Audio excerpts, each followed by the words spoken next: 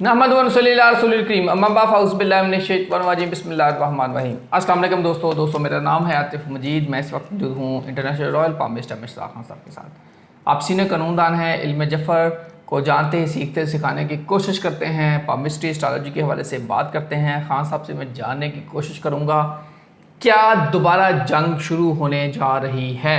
UAE पे attack हो गया है, ईरान कह रहा है हमारा उसमें कोई अमल दखल नहीं है, 4 मिसाइल लगे हैं, ये बात है। इसके साथ साथ समंदर के अंदर जो अमरीकी जो बहरी जहाज़ से बहरी शिप थे वो गए हैं उस तरफ अपने हम्स को खोलने के लिए, तो ईरान की तरफ से फायरिंग के भी वाक़यात आ रहे हैं।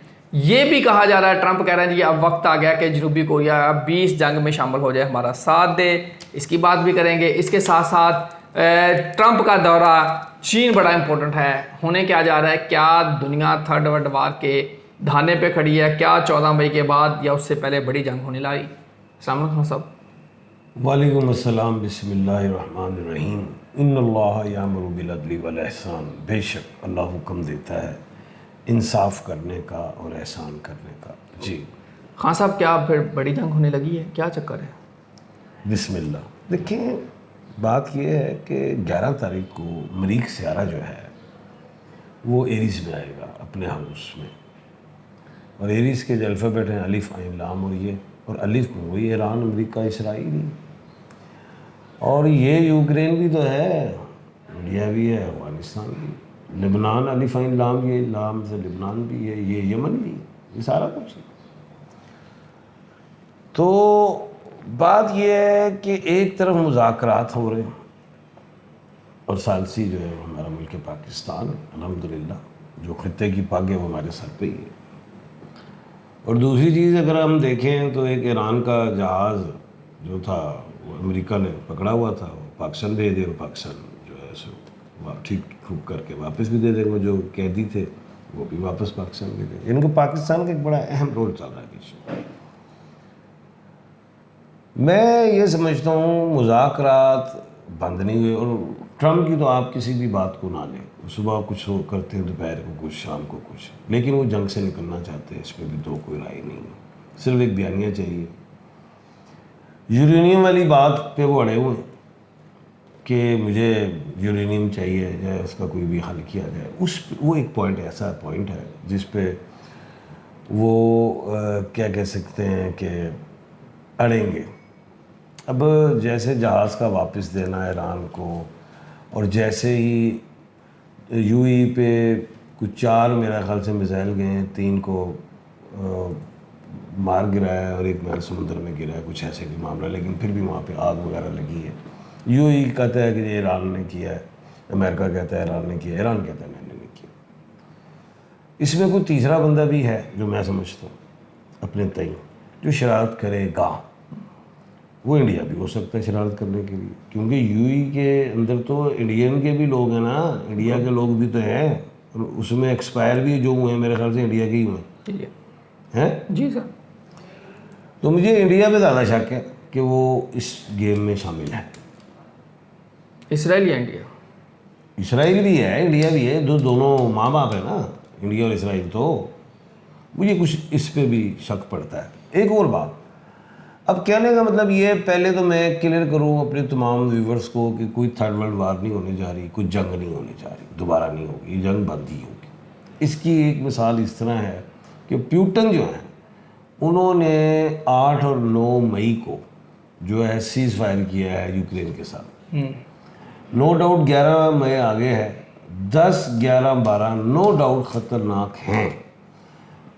अमेरिका हमला कर सकता है कोई बड़ा, लेकिन अमेरिका को ये भी पता है, इसराइल को भी पता है कि जवाबी हमला ईरान का बहुत तगड़ा होगा, क्योंकि जितने दिन सीज़ फायर हुआ है तो तैयारी तो ईरान ने भी मुकम्मल कर ली होगी दोबारा, उससे भी बड़े हथियार और ऐसी चीज़ें उसने हासिल कर ली होंगी जो बड़ा तगड़ा जवाब होगा।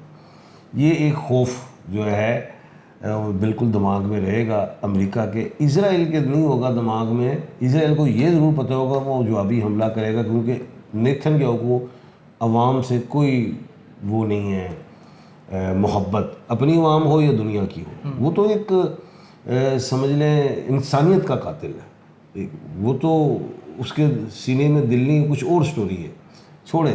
لیکن وہی چاہے گا لڑائی ہو، جنگ ہو. لیکن میں پھر بھی یہ اس مائنڈ پہ ہوں کہ 10 سے 12 کوئی حملہ بڑا ہو سکتا ہے. اس کے بعد ایسا میں نہیں دیکھ رہا. اگر نہ ہوا تو اللہ کرے نہ ہی ہو. امریکہ جا رہے ہیں ٹرمپ صاحب 14 تاریخ کو، اور 14 اور 15 میں وہ وہاں چلے جائیں گے. اور 14 تاریخ کو 2 فیمیل پلینٹ کا ٹرانزٹ ہے. ایک ہے مرکری کا، ایک ہے وینس کا. وینس محبت کی دیوی ہے، مرکری جو ہے دولت کی دیوی ہے. اور جب وہ چائنا جائیں گے تو پلینٹ تو وہ ٹرانزٹ ہو گیا. تو بالکل میں یہ سمجھتا ہوں خطے کے حوالے سے، دنیا کے حوالے سے پیسوں کی بات ہوگی. ٹرمپ صاحب جو ہے چائنا اور جنگ کے حوالے سے بھی ہوگی. ٹرمپ صاحب جو چائنا کو نقصان دینا چاہتے تھے کہ بالکل آبرائے ہرموز سے جو 80% جو تیل جاتا ہے وہ نہ جائے. لیکن جب ساری بات چیت ہو جائے گی تو پھر ٹرمپ صاحب جائیں گے 16 تاریخ کو. 2 دن کا دورہ ہے نا. اب 16 اور 17 تاریخ کو کمر در سور ہے.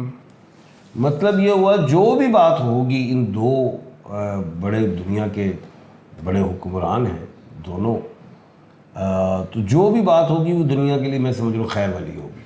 خیر والی ہوگی ماشاء اللہ. اور اس کے کوئی پازیٹیو نتائج نکلیں گے، یہ میرا چیلنج ہے according to stars, according to knowledge. اب وہ مذاکرات ہوتی رہیں گے، 2 مہینے ہوں 3 مہینے ہوں، باتیں چلتی رہیں گی، ڈاکومنٹ بنتے رہیں گے، دنیا بیٹھتی رہے گی، لیکن جنگ نہیں ہو رہی. لیکن پازیٹیو مذاکرات ہو جائیں گے شی جی پنگ اینڈ ڈونلڈ جے ٹرمپ کے. سر 10 سے 12 آپ نے کہا جی یہاں جنگ ہو سکتی ہے. جنگ نہیں کا بڑا حملہ، حملے اور جنگ میں فرق ہوتا ہے. بڑا حملہ ہو سکتا ہے. تو کیا یہ حملہ ایران کو لپیٹ میں لے لے گا؟ UAE، مڈل ایسٹ، کیا دیکھ رہے ہیں اس میں نے کہہ دیا نا، الف عین لام اور یہ. آپ ذرا غور کیا کریں. اگر حملہ ہوا تو پھر الف عین لام یہ لپیٹ میں آئیں گے. الف عین کیا ہے؟ الف کیا ہے؟ ایران، اسرائیل، امریکہ. عین کیا ہے؟ عمان. لام کیا ہے؟ لبنان. یہ کیا ہے؟ یمن. یعنی کہ یہ چیزیں پھر لپیٹ میں آئیں گی. لیکن حملہ ہے ایک ظاہر ہے جوابی ایران دے گا جواب، تو ٹھا ٹھا ٹھا ٹھا کہیں بھی کر سکتا ہے. تو یہ اس طرح کی بات ہے. اور لیکن اللہ خیر کرے. اب ایک چیز اور ہے، یہ جو UAE پہ جو میزائل گرے ہیں یہ قمر در عقرب پہ گرے ہیں. اگر یہی میزائل 2 تاریخ کو گرتے ہیں تو قمر در عقرب اس مہینے میں 2 دفعہ ہے. ایک تو 2، 3، 4 تاریخ کو، اور ایک اسی مہینے کی 30 اور 31 کو بھی ہے. ٹھیک ہے. قمر در سور ایک دفعہ ہے جو 16 اور 17 تاریخ کو. 2 تاریخ کو حملہ ہوتا، اللہ نہ کرے خدا نہ خواستہ، تو پھر 3 کو بھی کھڑاک دیکھنا تھا، 5، 4 کو بھی دیکھنا تھا. آج تک دیکھتے.